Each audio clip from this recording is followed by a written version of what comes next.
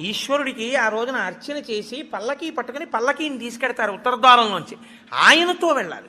నువ్వు తినే ఉత్తరద్వారంలోంచి వెళితే నీకేం వస్తుంది?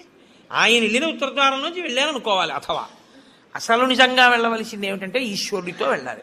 కనీసంలో కనీసం నీ బాధ్యత ఏమిటి? ఉత్తరద్వారంలోంచి నువ్వు వెళ్ళాలనుకుంటే ఈశ్వరుడితో వెళ్ళేటప్పుడు ఎలా వెళ్ళాలో నువ్వు అలా వెళ్ళాలి. ఈశ్వరుడితో వెళ్ళేటప్పుడు వెళ్ళేవాడు ఎలా వెళ్ళాలి? వైదికంగా వెళ్ళాలి. పైన చొక్కా బనీను ఏమీ లేకుండా ఉత్తరీయాన్ని మాత్రమే కప్పుకొని పంచ గోచీ పోసి కట్టుకోకుండా వెళ్ళకూడదు. గోచీ పోసి కుర్చీళ్ళు పెట్టుకుని వెనక్కి దోపుకోకుండా వెడితే మహాపాపం. అన్నీ విప్పి ఉత్తరీయం వేసుకుని ఎవరి సంప్రదాయానుసారం వారు తిలకధారణ చెయ్యాలి.